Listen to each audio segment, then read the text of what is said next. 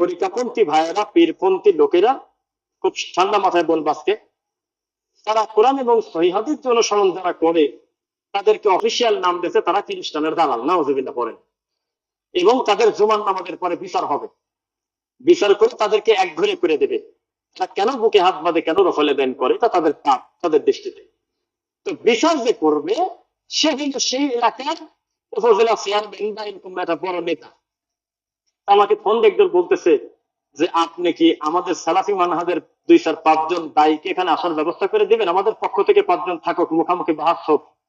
তখন আমি বললাম, বাহাতে কোনোদিন সত্য পর্যন্ত পৌঁছানো যায় না, খুব কঠিন। ডক্টর মসরুদ্দিন স্যার, শেখ আকরামুজ্জামান বিন আব্দুল সালাম মাদানী আর মুকাররম বিন মোহসেন মাদানী, এই 3 জন দেওবন্দের সাথে একটা বাহাত হয়েছে বেশ 1 বছর আগে, 21 সালে। হওয়া বাহাত হওয়ার পরে সম্মিলিত মোলাকাতের ব্যাপারে এরকম কিছু বিষয়, 3-4টা বিষয়। তো বাহাসের পরে আমাদের শায়েখরা লাইভ আসবে, লাইভ এসে বলতেছে আলহামদুলিল্লাহ, আল্লাহ সুবহানাহু ওয়া তাআলা হকের বিজয় দিলেন, বাতিলের পরাজয় হলো। আমরা আলহামদুলিল্লাহ কেবল লিখতেছি, লিখতে লিখতে দেখি এই গ্রুপ আমার লাইভ এসে বলতেছে আজকে আমরা আহলে খবিজদেরকে পরাজয় করে দিলাম। তা আমি তখন চিন্তা করলাম, তাহলে জিতলো কিনা। ওই দেওবন্দিরা বলতেছে আজকে আমরা আহলে হাদিসদেরকে পরাজিত করে দিলাম, আমাদের সাথে লাইভ এসে বলতেছে আলহামদুলিল্লাহ, কোরআন এবং সহিহ হাদিসের দলিলে আমরা প্রমাণ করলাম যে সম্মিলিত মুনাফিক রাসূলের পদ্ধতিতে নাই, যেটা আমরা প্রচলিত করি। আপনারা নাম বলেন। সুতরাং ওনাকে বললাম যে এভাবে আমাদের দায়ীদেরকে ডেকে নিয়ে অপমান করবেন না। আপনি এক কাজ করেন, বিচার যখন শুরু হবে তখন আপনি বলবেন, বা একটা পর্যায়ে আপনাদেরকে আত্মপক্ষ সমর্থনের সুযোগ দেবে, আপনি একাই শুধু হাত তুলে বলবেন আসসালামু আলাইকুম, আমি একটা কথা শুধু বলবো, এরপর আমাকে মারিয়ে দেন, যা পারেন করেন। সেটা কি?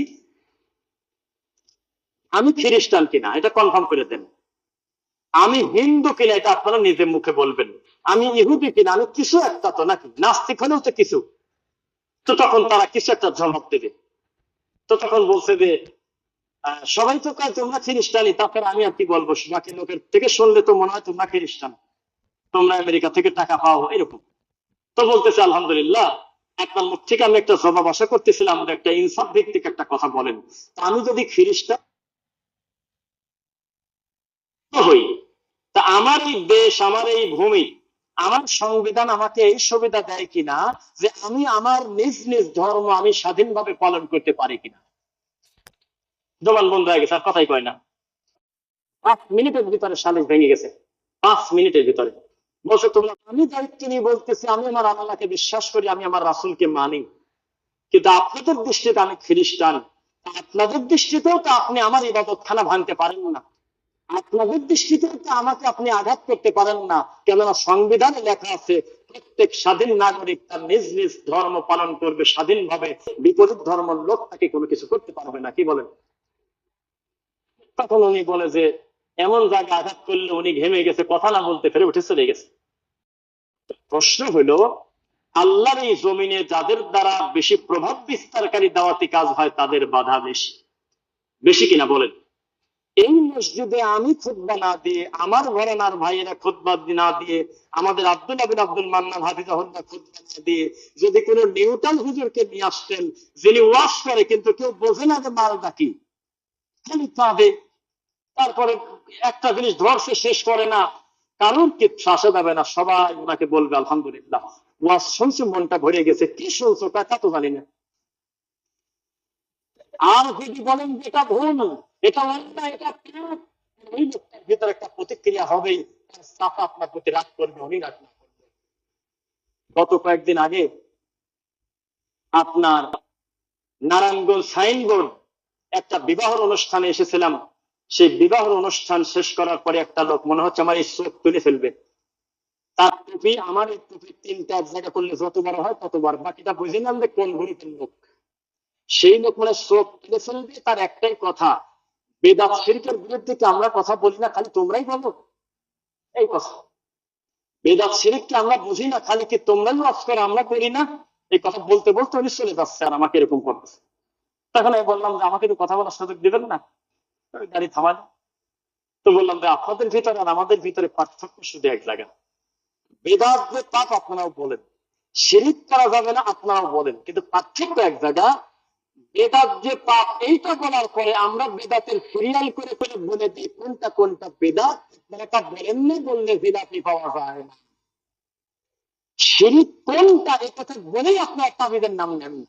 শিরিক কোনটা এটা বলেই নারায়ণগঞ্জে শেখ কদমের রাসূলের নাম নেন না। কারণ আপনি জানেন এই নামটা যদি মুখ দিলেই তাহলে আমাকে আর ঠাকুর পূজা করবে না, আমি তো বহু দূরের কথা, এখনই আমার 50% শ্রোতা মন খারাপ করবে আমার ঠাকুরের নাম নিল কেন। আপনাদের ভিতরে আর আমাদের ভিতরে পার্থক্য, আমরা চলমান বিদআত এবং শিরক যেটা মানুষের জীবনের সাথে লেগে আছে ওইটা ধারাবাহিক ভাবে আঙুল দিয়ে বলে দেয়, কিন্তু আপনারা বলেন না। আপনারাও বলেন যে বিদআত খারাপ কিন্তু সিরিয়াল দেন। কি আমি কি ভুল বলছি? বিষয় হলো সমাজে যে অসঙ্গতি সেগুলো আলেমরা বলবে না, বলতে হবে। কদমের রাসূলকে মাজার শরীফ বলা তো বহু দূরের কথা, ইসলামী শরিয়ার দৃষ্টিতে মানবতার দৃষ্টিতে ওটাকে মন্দিরে যদি বলেন তবু হিন্দুদের মন খারাপ হওয়ার কথা।